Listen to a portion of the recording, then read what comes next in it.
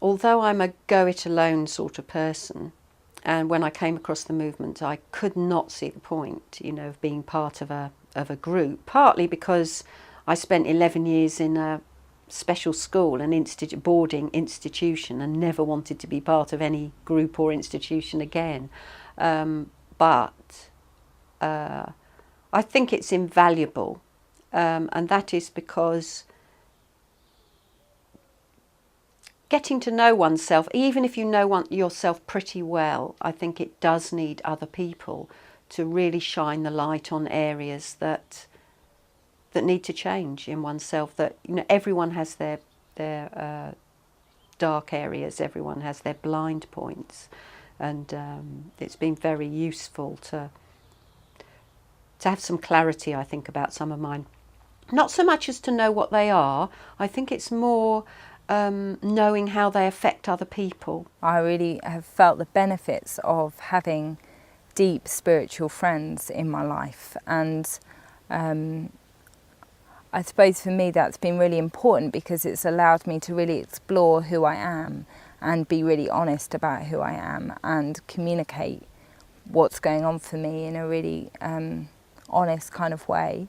And so I think for me it's really helped my personal development to have friends that I really trust and people that I really love and care about in my life. Once in a puja, quite a few years ago now at Padmaloka, where Aloka and Surita and myself, we just happened to find ourselves going up to the shrine in the Padmaloka shrine room together to make an offering during the offering section.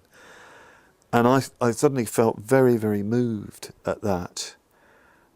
I suppose I felt, and it wasn't, I wasn't thinking this, it was much more of a feeling which I kind of articulated to myself later, but I thought this is the most eloquent expression of our friendship. We're not even looking at each other. We're looking at the shrine. I absolutely trust where people come from in the order. I trust people's goodness. I feel so privileged to be part of that because I feel trusted and I feel met. People can say all sorts of things to each other in the order. We know where we come from. We're not always right. We know we're not always right. But I think that we will be right. We will always go towards the right. We will always work things through and we will get things right eventually. By already being ordained into the order or training to be ordained into the order, there's a real kind of unspoken, shared vision between us that really allows for a depth of communication and a depth of our experience. And there's a real willingness between everyone to really communicate their depths and really work together. And I just really value that. It kind of brings a lot of depth to my life and a lot of meaning to my life. I really like living in a community because of the support I'm getting from other people, and it's amazing how people can look after each other and how generous and supportive they can be for each other.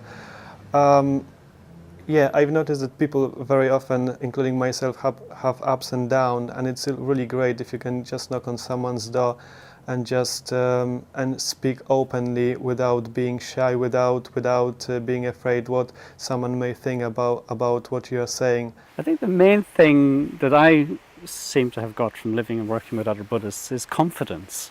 I used to be a very shy, unconfident, unsure of myself kind of person, and by living and working with others, somehow that has dissolved away. I've worked with other Buddhists for a very long time, almost 15 years now, in the same team-based right livelihood business.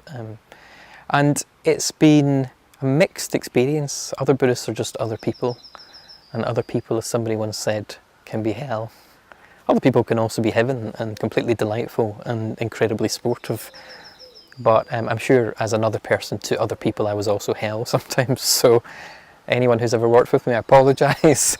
I'm sure I've changed and I hope I'm much better to work with now. I go round to quite a few Buddhist centres, to do with, go and do day retreats, go and give talks and things like that.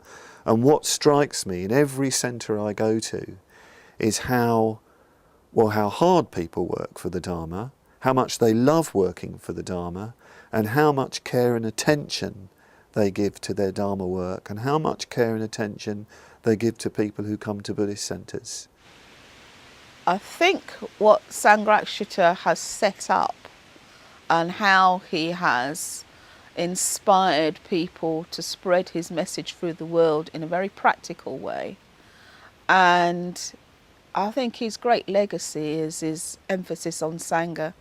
What I particularly value about Sangharakshita's teachings is its completeness, both doctrinally, drawing on the whole Buddhist tradition, which I really, really value and appreciate, presenting it to me in a concise, easily accessible way, and also his emphasis on how do you live a Buddhist life practically in the modern world. So the emphasis on the complete life in terms of friendship, work, meditation practice, ethics. It's just fantastic. It's so complete, so integrated and so whole. I look around and I see people really giving themselves, well, to the Bodhisattva path actually. You know, they really make a contribution to practicing the Dharma for the benefit of all. You know, and yes, Bhante's kicked it off, but I do see other people really having a go to create a very, very rich community and order, and I really love that and really appreciate that. And you know, I think, you know, when I see that, I feel very, very confident about the future. I think, well, yes, you know, we've really got something here that can go on and on. Yeah.